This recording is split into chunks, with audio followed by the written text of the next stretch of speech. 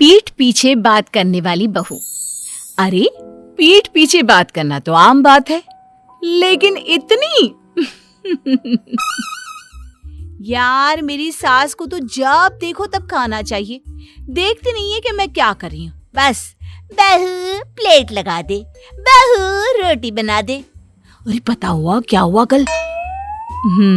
तो ये है रीटा। इनको दुनिया के हर गम ने घेरा है। इनके अनुसार यही तो है जिनसे ये कायनात चल रही है, और यही है जिनके पास जीवन का सारा दुख है। अरे यार तुम लोग मेरे घर आओ ना, मैं पार्टी करती हूँ। बोलो कौन कौन क्या क्या खाएगा? यार कुछ हल्का सा स्नैक्स ही बना लेना। यार मेरे लिए तो कुछ हेल्दी ही रखना। वैसे भी ना तेरे घर तेरी सास के बारे में सुन कर ना बहुत डर लगता है। बस अब क्या था, किसी ने रीटा की दुखती रग पकड़ ली वाली बात हो गई। ना पूछ मेरी बहन, मेरी सास ने तो स्यापा ही पा रखा है। अरे पता चलेगा ना कि मेरी सहेलियां आ रही हैं, देखना कैसे मुंह बन जाएगा उनका। मैं तो अभी से तुम लोगों को बोल रही हूँ, कुछ भी कहती है ना तो प्लीज मेरी खातिर सुन लेना यार। वो क्या है ना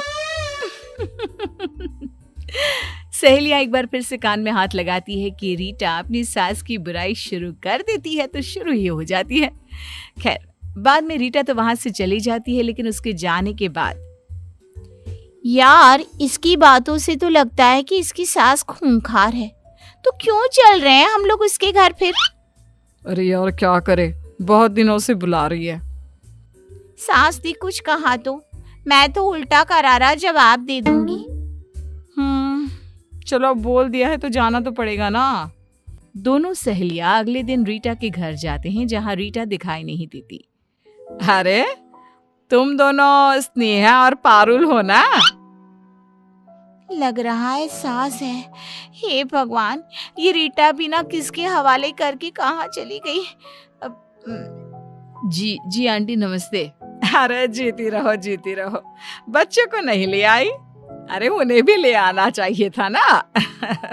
बैठो मैं पानी लाती हूँ, रीटा आ ही रही होगी। सास दोनों के लिए पानी, शरबत और मीठा लेकर आती है। आंटी रीटा कहाँ है? वो क्या है ना, आज वो जल्दी उठ गई थी तो अभी सो रही है। मुझे तो बाद में बताया कि तुम लोग आ रहे हो। बेटा खाना तो मैंने जैसे तैसे ही बनाया है, खाकर बताना कैसा लगा। बाकी और बताओ।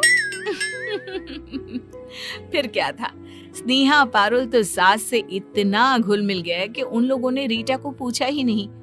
खाना पीना करके वो निकल रहे थे कि अलसाई सी अंगड़ाई लेती रीटा सामने खड़ी हो जाती है। आगे तुम दोनों, कब की पार्टी रखी थी मैंने और कब आ रही हो? ये भी कोई बात होती है क्या? माँ जी जरा एक गिलास पानी देना। सास पानी लेने जैसे ही जाती है, आदत के अनुसार रीटा शुरू हो जाती है। देखा, मेरी सास को काम के नाम पर तो नानी मरती है, किसी से बात करके राजी नहीं। पता नहीं बुढ़िया को किस बात का घमंड है। अरे तुम दोनों आई हो ना, अच्छा थोड़ी न लग रहा होगा उन्हें। अच्छा तुम्हें कैसे पता? और तुम थी कहाँ? अरे इन्होंने काम दे रखा था ना, तो वही कर रही थी कमरे में। न जाने कहाँ से साड़ी ले आई है, उसी की सिलाई के लिए कपड़ा दिया था। कमरे में बैठ के अभी तक इन्हीं की साड़ी तैयार कर रही थी। तभी सास आ जाती है, बहू को पानी का ग्लास देती है और फिर अच्छा बच्चों बातें करो, कुछ चाहिए तो बता देना। मैं जरा ये साड़ी लाई थी तो वो तैयार कर लेती हूँ। बहू तेरी साड़ी जो तुम मुझे दे गई थी ना, वो तैयार हो गई है, तो कमरे से लेकर जाना। सास की जाती ही, चल पारुल चलते हैं। अरे क्यों, रुको ना, एक तो देर से आए हो, ऊपर से बिना कुछ खाए जा रहे हो।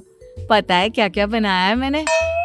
हम लोगों को पता है कि क्या क्या बना है और कैसा किससे बनाया है, लेकिन तू ना अब रहने दे रीटा।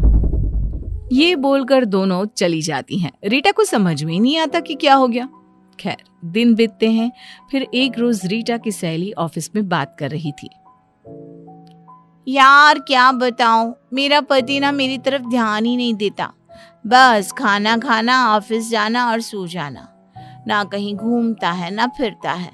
अरे कभी दो बोल भी प्यार की नहीं बोलता। रीटा देखती है कि सारे लोग उसकी बात सुन रहे थे। वो समझ जाती है कि लोगों की सिंपैथी सास के नाम पर नहीं पर पति के नाम पर जरूर मिलेगी। वो भी लोगों से बात करना शुरू कर देती है। एक दिन वो जानबूझकर मुंह लटकाकर बैठ जाती है। अरे क्या हो गया रीटा, सब ठीक है ना? सब ठीक। लोगों का ध्यान अपनी ओर करने के लिए रीटा को जो चाहिए था वो मिल रहा था। फिर क्या बताऊं, मेरी तो जिंदगी से सारी उमंगे तरंगे ही खत्म हो गई हैं। अरे क्या हो गया? तभी वहां स्नेहा आ जाती है। क्या सास की फिर कोई बात है? अब तो रहने दे रीटा। सास की नहीं पति की है। पर चल छोड़, तुम लोगों को तो लगता है ना कि मैं ऐसे ही बोलती रहती हूँ। तभी एक नया लड़का जिसने अभी अभी ऑफिस ज्वाइन किया था वो रीटा के पास आता है।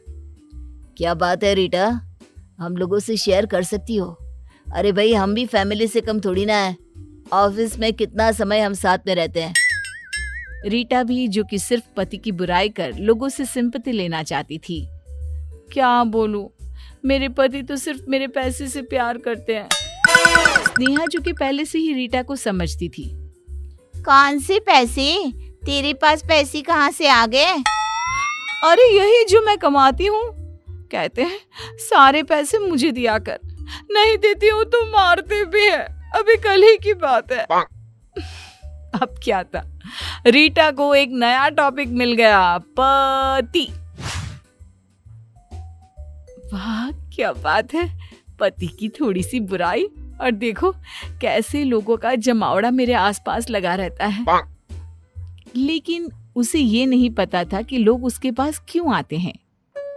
अरे पति से परेशान हो तो हमें बताओ, हम बात करते हैं। और तुम्हारे जैसी बीवी हमारी हो ना तो भाई। लड़कियां तो रीटा को समझ चुकी थी, लेकिन लड़के वो अपने ही तरीके से रीटा से मजे लिए करते थे। एक दिन, यार क्या पता रीटा सच में परेशान हो। मुझे भी लग रहा है यार, सास तक तो हर कोई परेशान हो ही जाता है, लेकिन पति। अरे इसका पति तो कितना मानता था ना इसको। हाँ, लेकिन यह आदमी की जात ना कब मानना बंद कर दे पता ही नहीं चलता। दोनों सहेलियों को अब रीटा पर रहम आ जाता है। वहीं घर पर, रीटा ये फोटो देखो कैसी लग रही है। हम दोनों कैसे मेड फॉर ईच अदर लग रहे हैं ना। रुको, इसे मैं हमारे सारे सोशल मीडिया में डालता हूँ, मजा आ जाएगा। लोग देखते रह जाएंगे और अच्छी अच्छी बातें भी लिख दूंगा, ठीक है ना? पति के मुंह से इतनी प्यारी बात सुनकर तो हर बीवी खुश हो जाए, लेकिन रीटा अब, अरे नहीं नहीं नहीं, प्लीज नहीं। नहीं मतलब क्यों नहीं?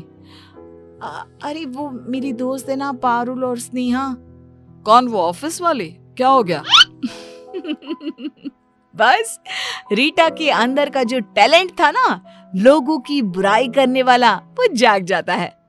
अरे वो कुछ नहीं, बस वो क्या है ना, जलती है दोनों मुझसे। रहा नहीं जाता मेरी खुशी देखकर। याद है वो 4 महीने पहले मैंने अपनी और तुम्हारी फोटो लगाई थी, जल कुकड़ गई थी दोनों। अरे तो जलने दो ना, क्या हो गया? बीवी हो तुम मेरी, जमाने को तो पता चले कि मैं कितना प्यार करता हूँ तुमसे। और हाँ, ये ना नौकरी वोकरी छोड़ दो। देखो कैसी शक्ल बन गई है, मुझे नहीं चाहिए तुम्हारे पैसे। बीवी को तो पता था कि वो पूरे जमाने से क्या बोल रही थी, पीठ पीछे क्या बात कर रही थी पति के बारे में। और अगर सोशल मीडिया में ये आ गया तो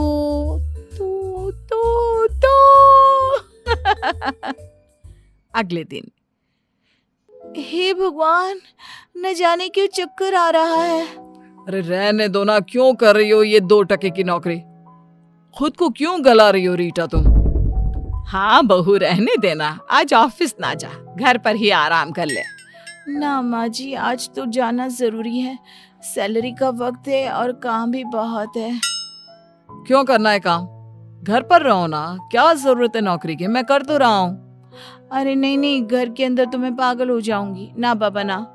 बहू ऑफिस चली जाती है और वहां जाकर, हे भगवान, न जाने क्या हो गया है, चक्कर पर चक्कर आ रहे हैं। अरे तो घर पर रह जाती ना, क्यों आ गई? ले लेती छुट्टी। हाँ यार, ले लेती ना ऑफ आज का, क्या होता, एक दिन की ही पैसे तो कटते ना। अरे नहीं यार, पति को बोला तो बोलने लगे पैसे कट जाएंगे तो घर कैसे चलेगा।